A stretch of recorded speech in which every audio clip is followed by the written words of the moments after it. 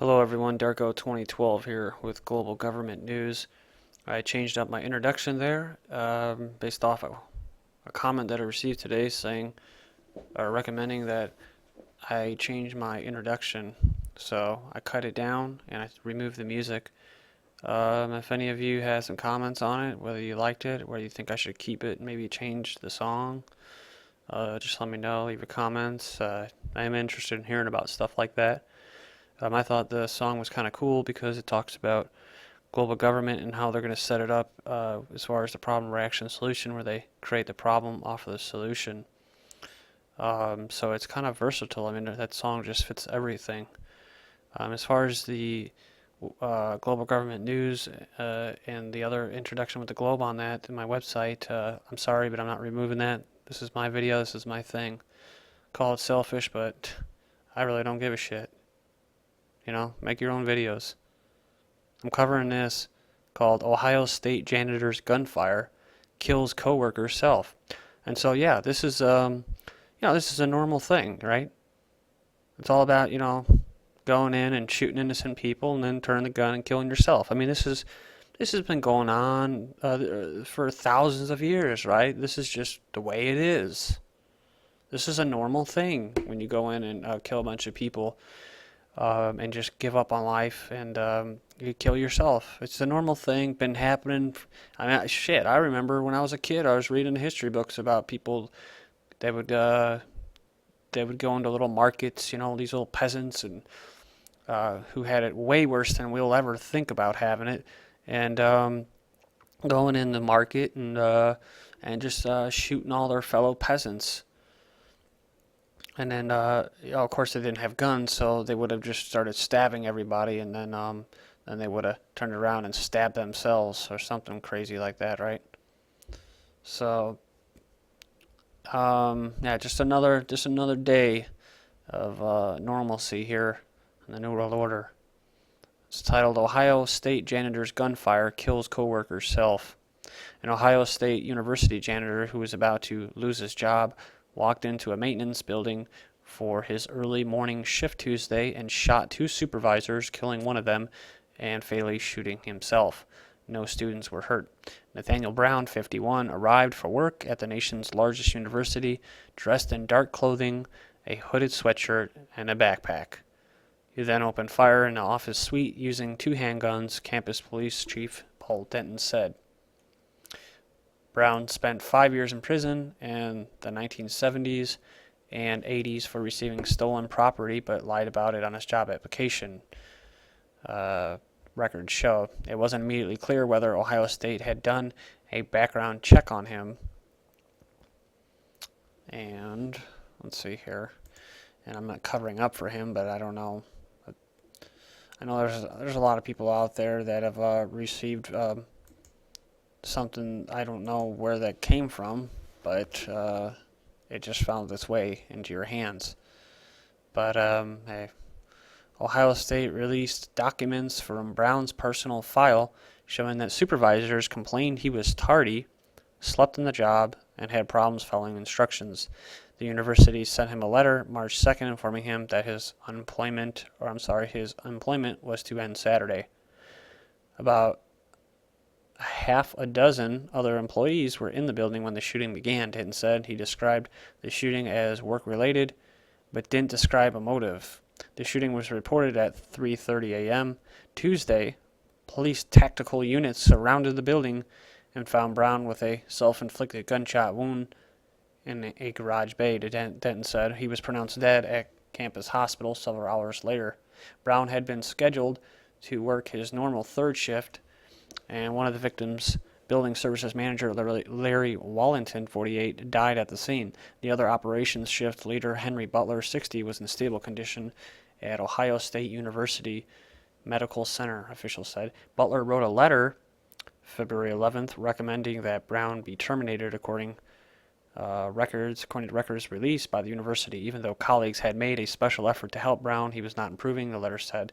Denton's declined to say whether other employees were targeted. Police also didn't describe the contents of Brown's backpack. The other employees in the building at the time have been offered grief counseling. How about that? Grief counseling. Sure, that's going to help. This is a tragic event, and our hearts go out to all the families, said Vernon Baston, Assistant Vice President for Public Safety.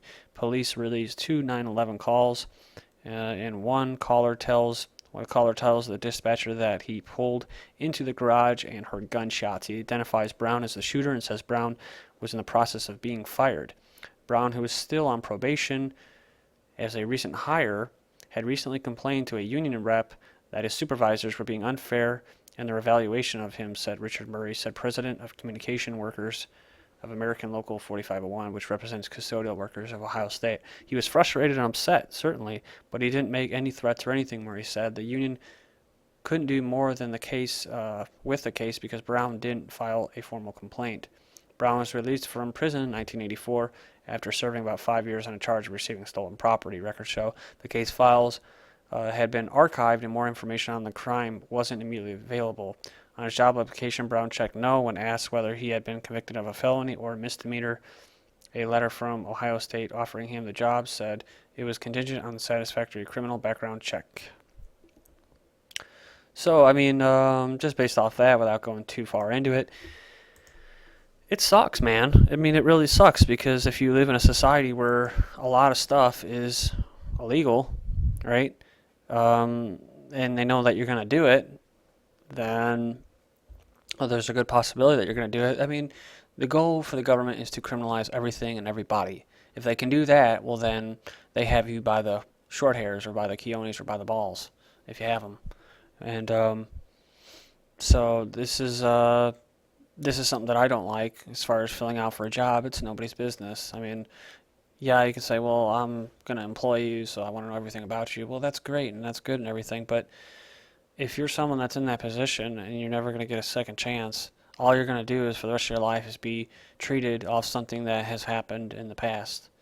And so you're never going to be able to get out of that hole, out of that rut. And it's my belief, you don't have to believe this, but it's my belief that that's how the system is structured, that's how the court system is set up, is that if you're not a good little slave and you go into the, quote, black market, the free market, or you do anything like that, you buy some weed, and whatever else, right? They're gonna mess you up, man. They're gonna mess your world up, and it's a vicious cycle, as I say, a downward spiral or whatever. And so, yeah, I mean, of course, if you need a job and you need to make money, you're going to not check that little misdemeanor thing. And now they have these things where if you want to even work at a crappy little job at Kmart or whatnot, what have you, you got to fill out a personality, which is basically a psychological profile. And what they want are good little slaves. They don't question anything, that smile all the time because they're fake and phony. And that's what they want. They want human robots. And people aren't robots, they do have feelings. And we've kind of read about what happened to this individual, and maybe he wasn't the greatest worker, and they have every right to let him go. So, but you never know what happened. I wasn't there at the time, so you don't really know. I'm not him. I'm not one of his buddies. But there's a possibility that maybe they were just trying to slim down their staff and cut people for financial reasons, and he was one of the first ones to go. And this could have been as simple as that. But definitely not worth going in and shooting people up. And I made the reference to back with the peasants and all that, but I mean, let's just go back to the 1800s when there was guns. You didn't see that. It wasn't a phenomenon, but somehow it is today, a phenomenon, literally. You should go and check out the rest of this article. I think I made it about halfway through. Actually, I made it almost got done. But basically what I'm getting at is this is a phenomenon. It is something new. It hasn't been around for a long time, and guns have been around for 200 years before this decade. And this decade has just been, after the whole Columbine thing, it's just been nothing but these shootings. And to me, it's my personal belief that we've been being bombarded by ELS and microwaves and high-frequency waves, and I think it's a form of mind control. I think you need to turn your televisions off. You need to start eating healthy and do what you need to do to get centered. And when times get tough, there's other ways to deal with it. So, thank you.